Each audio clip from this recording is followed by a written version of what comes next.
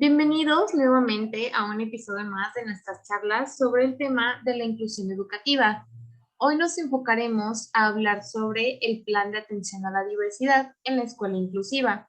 Mi nombre es Valeria y el día de hoy estoy en compañía de Des. Ambas estamos en la licenciatura de inclusión educativa. Adelante, Des. Muchas gracias, Valeria. Me da gusto poderlos saludar a todos y efectivamente, como tú lo mencionas, hoy hablaremos enfocados al plan de atención a la diversidad. Bueno, ¿cómo comenzaremos toda esta charla? Comenzaremos definiendo que la educación inclusiva plantea la necesidad de que todos los docentes sean capaces de acoger y educar a todo el alumnado, independientemente de las características de ser personales, sociales, económicas y culturales. Bueno, la educación inclusiva expresa justamente una manera de entender la educación que nos compromete a todos los involucrados dentro del mismo centro de trabajo en la búsqueda de un cambio profundo para que todos los alumnos puedan recibir justamente educación. Bueno, partiendo desde esta parte de la educación inclusiva, pues es necesario definir que dentro de esta misma atención de la educación existen dos focos de atención principalmente a la diversidad. ¿A qué me refiero con focos? Bueno, a estos servicios que brinda la educación inclusiva. Estos dos servicios principalmente es el USAED y el CAM. En el caso del CAM, bueno, el CAM es un centro de atención múltiple. La parte del centro de atención múltiple es aquel centro destinado a la atención de alumnos con discapacidad, ya sea con una discapacidad o con múltiple discapacidad.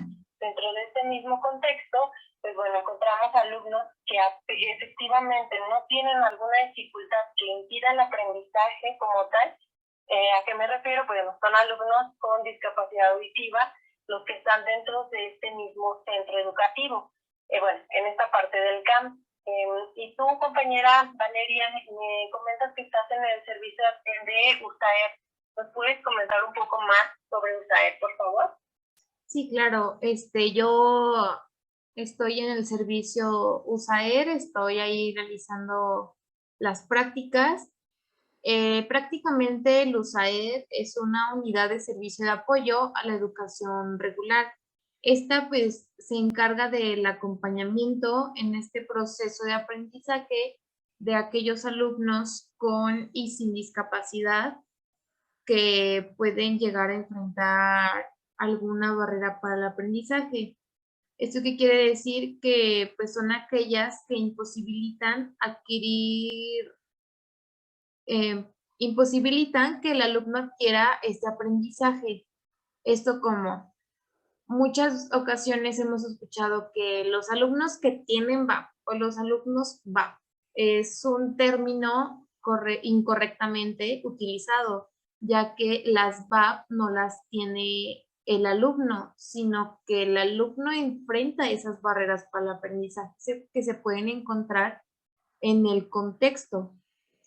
Son aquellas que van a afectar a que el alumno pueda adquirir algún conocimiento, pueda a lo mejor comprender algún tema en específico.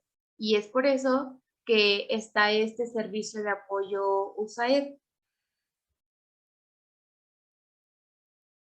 Ok, sí, noto entonces la diferencia considerable entre el USAED y el CAM, porque bueno, acá en la parte del CAM sí también existe esta parte de hacer adecuaciones curriculares, pero aquí son un poco más significativas e incluso el apoyo que se les brinda a los alumnos son apoyos ya sea generalizados durante toda la educación que reciben o solamente enfocados a ciertas actividades, porque bueno, en el centro de atención múltiple, pues hay que tomar en cuenta que tenemos diversidad de alumnos, o sea, hay muchísimos alumnos. Dentro del mismo grupo tienes alumnos con diversas discapacidades. Por ejemplo, en estas prácticas a mí me tocó una alumna con autismo y los demás alumnos tienen discapacidad intelectual en diferentes grados. Entonces, esto implica un mayor desafío en cuestión a cómo planear, a cómo transmitir las actividades, en cómo explicarlas porque obviamente sabemos que no podemos explicar de la misma forma a todos. Tenemos que adecuar nuestro lenguaje para saber a quiénes nos estamos refiriendo.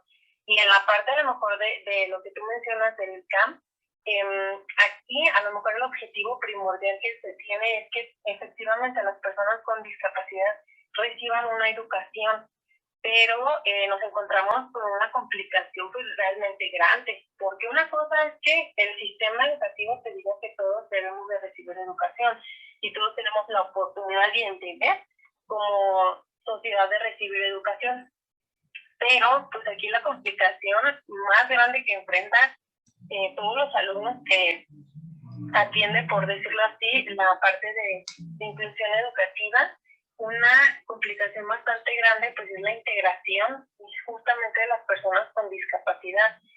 Discapacidad en general, no nos vamos a referir solamente a alumnos, sino en general a discapacidad. Porque pues una complicación es tanto en la parte de la educación como en la parte social.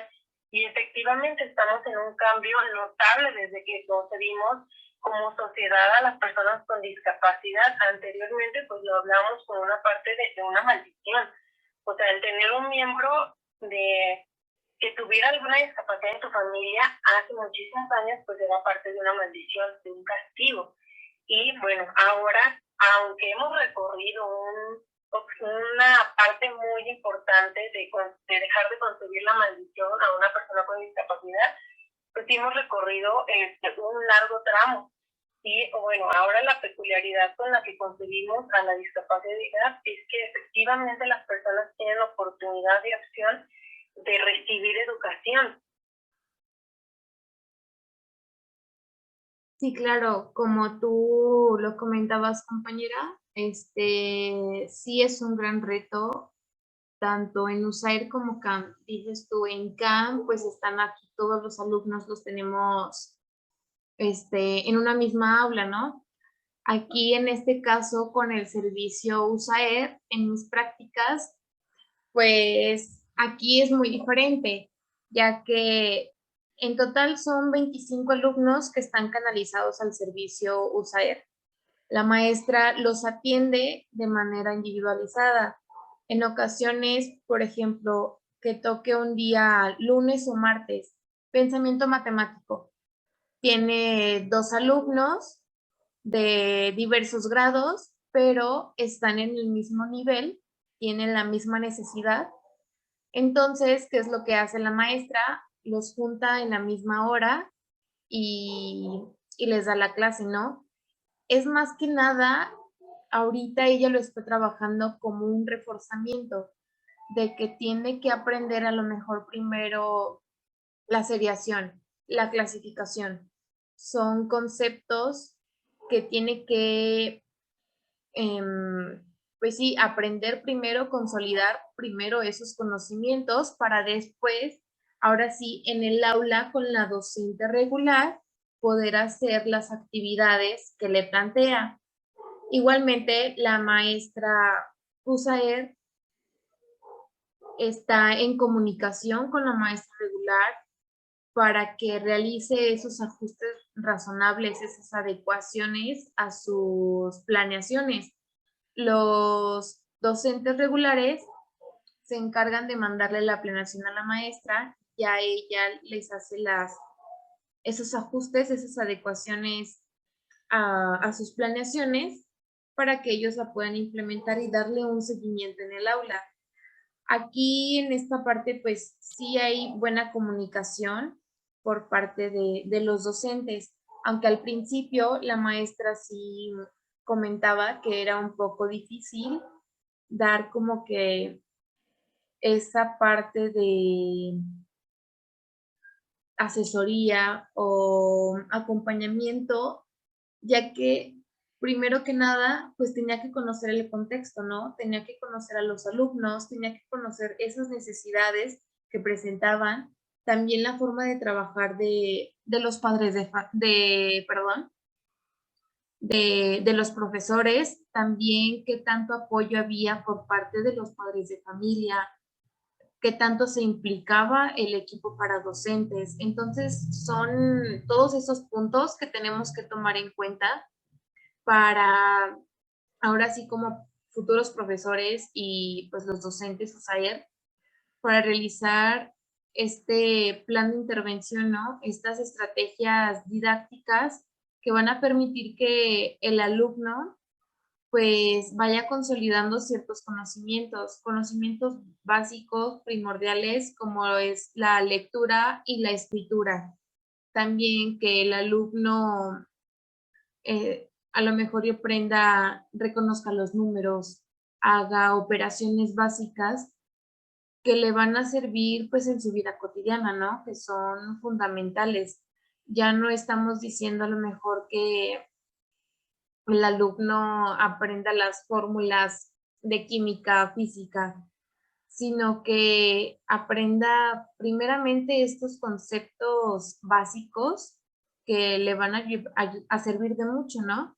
También esto depende de las necesidades, como ya lo comentabas, de las necesidades que presenta el alumno, si tiene algún tipo de discapacidad, si solamente es problema de aprendizaje. Entonces, todos estos factores tenemos que tomarlos en cuenta. Aquí en este servicio USAER, pues te comento, vamos por los alumnos a su aula. Muy pocas ocasiones se interviene con la docente regular, pero solamente es en casos muy específicos que sí sea necesario a lo mejor como primer punto que se está canalizando al alumno, ¿no? Que se está observando, que tiene a lo mejor algunas conductas o algunos problemas. Entonces aquí, desde esta observación, pues sí se tiene que estar interviniendo en el aula para ver cómo es su comportamiento, cómo convive con los compañeros, cómo se expresa, a lo mejor cómo resuelve los problemas planteados por la maestra, ver qué tanta dificultad a lo mejor la maestra le está poniendo en esos problemas, si está en el nivel adecuado. Entonces son todos estos factores que nosotros debemos de considerar, ¿no? Ya nos hablas de que antes la discapacidad pues era visto como las personas como anormales, ¿no? Y estamos aquí en ese proceso de exclusión en el que decían que era una persona que como un castigo divino, que solo eran personas como con una masa de carne sin alma y por tanto pues eran excluidos de la sociedad. Después esto va cambiando, estos conceptos con el tiempo, con el paso del tiempo, perdón, van cambiando y llega a surgir este modelo médico de rehabilitación, rehabilitador, en el cual aquí se medicaba a la persona porque decían que se podía curar, que se podía tener un tratamiento para estas personas para que fueran ahora sí, pues normales, ¿no? Como antes se tenía la idea o la creencia. Entonces, ¿qué es lo que pasaba? Que segregaban a las personas. Había aquí una clasificación muy notoria. Aquí ya estaban conscientes de que existían las personas con discapacidad. Ok, existen la persona con discapacidad, pero como no es igual a mí, entonces yo la voy a segregar, no la voy a tomar en cuenta en mi grupo social. Y después viene la integración. Aquí viene este nuevo concepto en el que se incluye a un grupo, pero no se toma en cuenta. Es en ocasiones lo que pasa en algunas escuelas, que a lo mejor dicen, ay, sí, mi escuela o la escuela es inclusiva, pero ¿por qué dices que es inclusiva? Solamente porque aceptaste a lo mejor a un alumno con discapacidad auditiva o con discapacidad intelectual, lo integras al grupo y ya con eso dices que es una escuela inclusiva, pues realmente aquí esta idea o este concepto pues está mal, ¿no? Porque para considerarse una escuela inclusiva pues tiene que tener diversos factores en cuenta porque ahí realmente no estás tomando en cuenta al alumno, sino que solamente dices, le doy una ficha de trabajo, a lo mejor con dibujitos, y a los otros les pongo otra cosa, pero realmente está accediendo a los aprendizajes, a los mismos aprendizajes que los demás compañeros. Entonces, pues es ahí cuando debemos de cuestionarnos, ¿realmente se está haciendo ese trabajo de inclusión? Y es aquí, estamos aquí en este punto de la integración, ¿no? Que nada más se incluye al alumno, pero pues no se tome en cuenta. Y por último, como ya te comento, está pues la inclusión. Aquí ya se ve como una estrategia para que la persona reciba esta educación y sea parte del proceso educativo, que tiene oportunidades y que debe ser educado, independientemente de las características tanto sociales y culturales. Y es aquí cuando tomamos la diversidad como un principio. Aquí ya en este proceso de inclusión, pues se ve este cambio, ¿no? Ya vimos cómo con el paso del tiempo, primero se dio la exclusión, después, la segregación, ¿no? La integración y por último, la inclusión. Entonces vemos cómo surgen estos cambios, cómo se interviene de diferente manera en las aulas, cómo cambian esas perspectivas, estos modos de enseñar a los alumnos y también que se va cambiando toda esta idea de ver al alumno con discapacidad. Ya no vemos al alumno con discapacidad, vemos a el alumno y vemos a la diversidad que existe en el aula. Ya no lo clasificamos en sí como aquel que no puede o términos como de, ay, está mongolito o está tontito o pobrecito. No, ya cambiaron todas estas ideas, todos estos, esa terminología que ahorita decirlo pues está totalmente mal. Y es aquí por eso que tomamos esta diversidad como principio, ¿no? Ya vamos a tomar en cuenta que hay alumnos con diferentes necesidades, características, estilos de aprendizaje, mm, también pues diferentes culturas, raza, género. Entonces, todas estas características, todos estos puntos debemos de tomarlos en cuenta. Ahora sí, para que sea, pues, una escuela para todos, ¿no?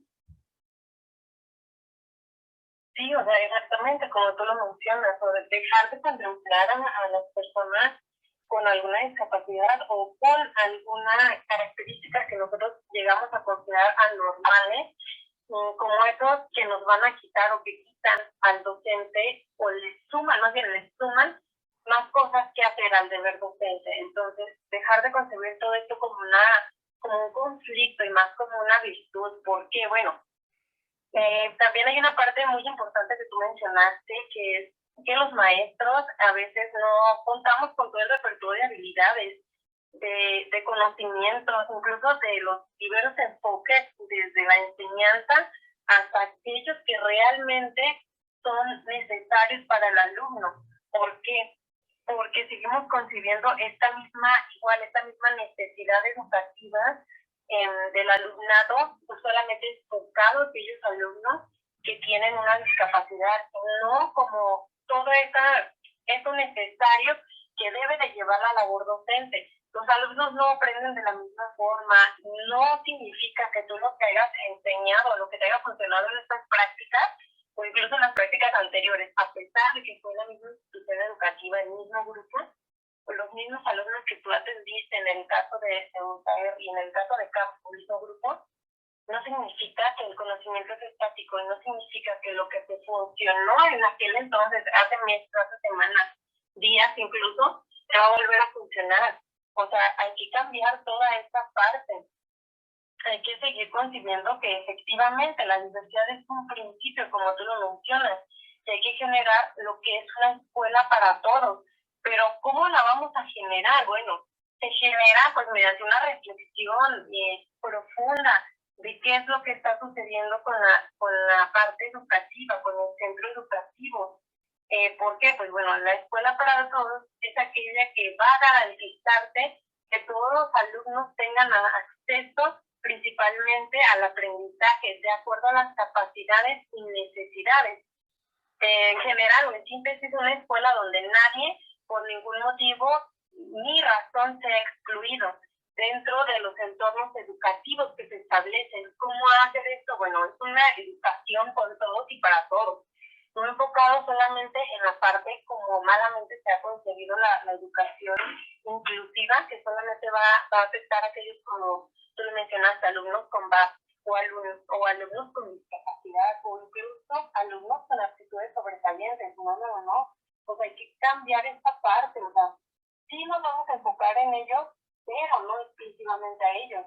Cuando estamos inmersos en una parte educativa, pues vamos a atender a toda la diversidad como el conjunto de la escuela para todos, donde se toma el punto de vista y la necesidad de todos los alumnos. Todos los alumnos tienen necesidades educativas especiales, son de acuerdo a la discapacidad o incluso sin discapacidad.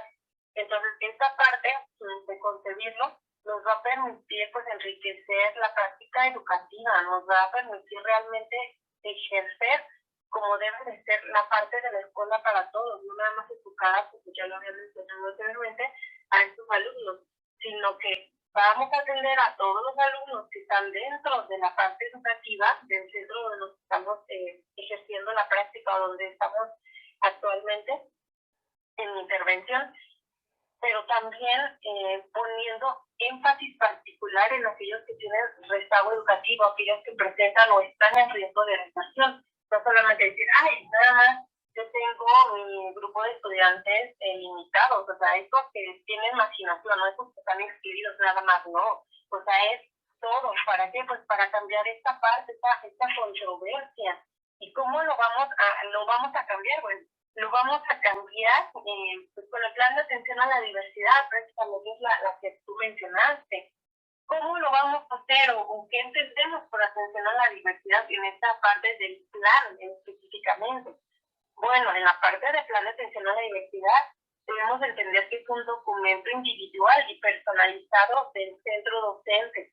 ¿Qué significa esto? Este plan de atención a la diversidad que se establece, por ejemplo, en el servicio federal que tú estás ahorita en esta parte de las prácticas, no quiere decir que va a replicarse la misma situación, bajo las mismas condiciones y todo va a ser exactamente igual en otro centro de trabajo, no. El plan de atención a la diversidad se focaliza específicamente en esos problemas, en esas necesidades de la comunidad educativa, esta deficiencia, estas complicaciones, estas características, es analizarlo a profundidad, no nada más decir, esta parte de problemas tengo, ¿no? O sea, hacer un análisis de reflexión y crítica, o sea, crítica en cuestión a la práctica pedagógica que lleva cada uno de los que intervienen en la educación, porque también hay una parte muy complicada, fíjate, compañera Valeria, hemos escuchado comentarios donde dicen que los docentes no hacemos nada, que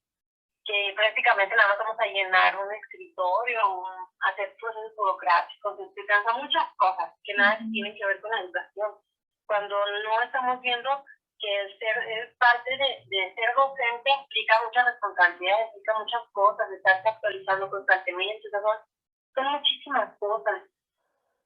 Y sobre todo por aparte de este plan de la atención de la diversidad, ¿por qué me desvío en esta parte? Porque pues también hay que reflexionar sobre nuestras prácticas pedagógicas. Hay ocasiones que nos centramos tanto en que un método funciona y me ha funcionado con 3 grupos y ni modo, me va a seguir funcionando con demás grupos. No, volvemos a la misma parte de la atención a la diversidad.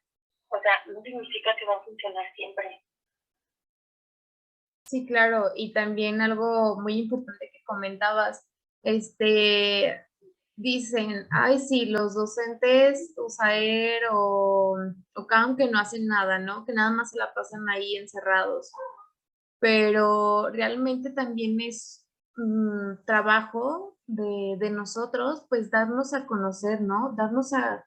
Dar a conocer nuestro trabajo, que realmente lo que nosotros estamos haciendo está impactando en los alumnos. Y para esto no solamente es enfocarnos en el alumno, sino conocer a toda esta comunidad educativa que viene siendo el alumnado, los docentes, la familia y pues esta administración, ¿no? Principalmente, tú ya lo mencionabas, los alumnos, ¿no? Conocer estas necesidades, estas problemáticas que enfrentan estos alumnos. Otro punto importante, pues los docentes. ¿Qué hacer con los docentes? Bueno, primero que nada, llegamos a las escuelas,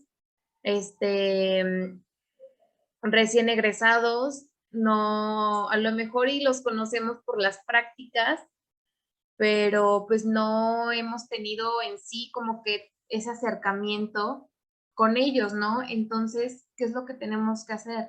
Pues primero generar esa confianza, tener una buena comunicación con cada uno de los profesores y no llegar a imponer, sino primeramente saber cómo es el trabajo de los docentes, cómo es que intervienen con los alumnos de poco a poco. Esto no va a pasar de la noche a la mañana, de la noche a la mañana no vamos a tener nuestro plan de intervención, nuestras estrategias, súper wow, que nos van a funcionar, o sea, no. Esto de verdad es una, pues, realidad de que no se dan estos cambios de un día para otro, sino que es un proceso. Tenemos que ser constantes y, pues más que nada tener esta comunicación con estos docentes, porque pues van a ser los que,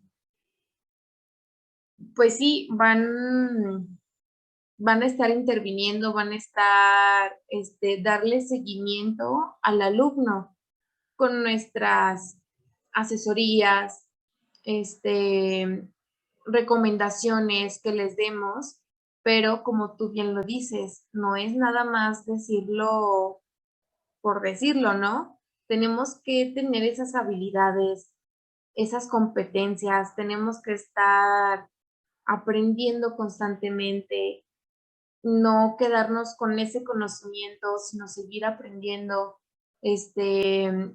tener más competencias, desarrollar más habilidades y ser capaces de que los maestros vean que realmente somos competentes para realizar nuestro trabajo y no que digan, ay, sí, nada más porque ya es egresado, se cree la gran cosa y cree que le va a funcionar, ¿no? O sea, no generar esa confianza de que lo que estamos diciendo, pues realmente va a funcionar, ¿no?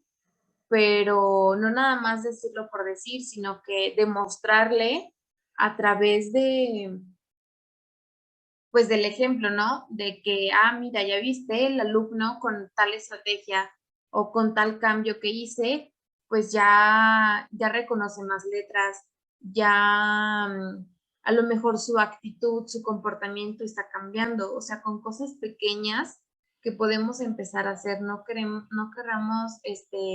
llegar a cambiar todo de un día para otro, porque realmente solamente nos vamos a desgastar y no va a haber un cambio en sí. También es importante esta parte de la familia, estar conscientes de que no con todos los padres de familia se va a poder entablar a lo mejor alguna comunicación y llegar a algún acuerdo de que trabaje con alumno en casa, de que nos apoye con diversas actividades. También hay que considerar el contexto en el que se encuentra el alumno, el contexto en el que vive.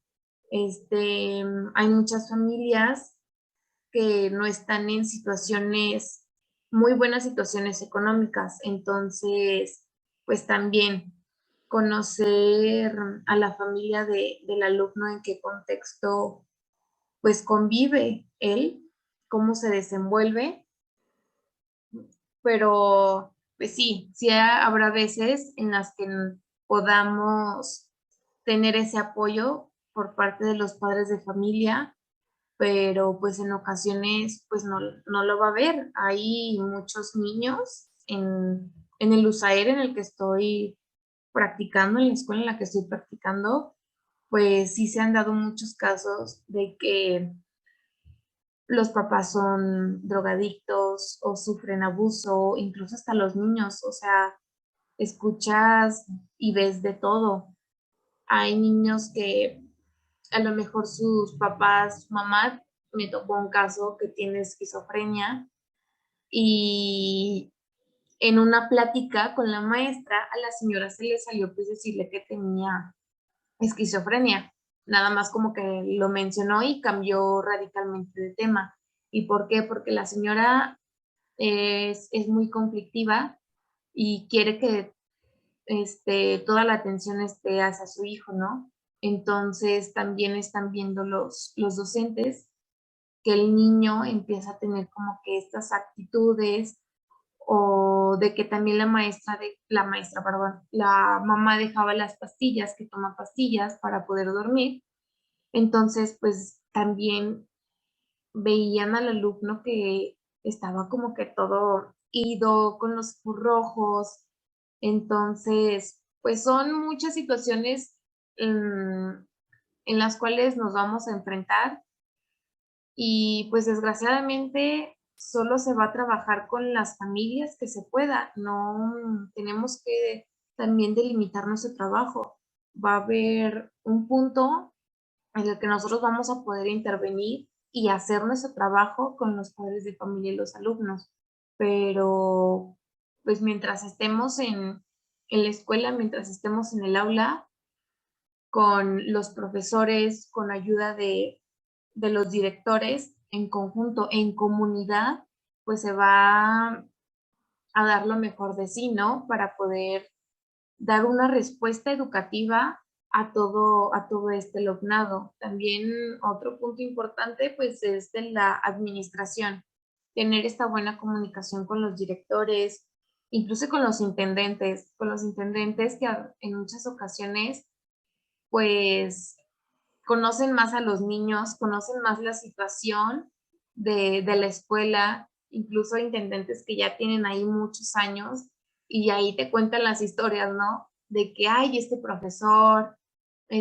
o cómo era la escuela antes, o los alumnos, que conviven más con ellos, ¿no?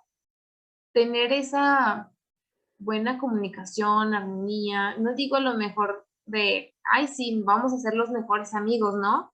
No, o sea, pero sí ser a lo mejor, pues, respetuosos con ellos, tener esa buena comunicación, que exista una buena armonía entre profesores, porque a veces, pues, no queremos llegar recién egresados a las escuelas y caerles mal a los profesores, ¿no? O sea, ni siquiera nos beneficia a nosotros. Entonces, pues tenemos que ver como que toda esa parte. Y pues de esto se trata este plan de atención a la diversidad, ¿no?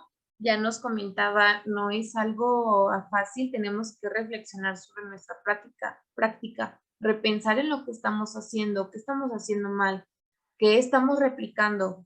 Y bien lo comentas, no va a ser lo mismo para todas las escuelas. Lo que me sirve en una escuela no me va a servir en otra. ¿Por qué? Porque son diferentes alumnos, es diferente contexto, diferentes profesores, padres de familia. Entonces no vamos a poder replicar y hacer lo mismo porque no va a funcionar.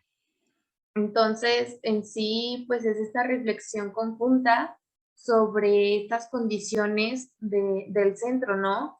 También ver los recursos con los que se dispone, también estos estilos de aprendizajes de cada alumno y alumna, así como los procesos de enseñanza y aprendizaje que se generen y el desarrollo de los alumnos para poder adecuar las intervenciones educativas de acuerdo a sus necesidades, ¿no?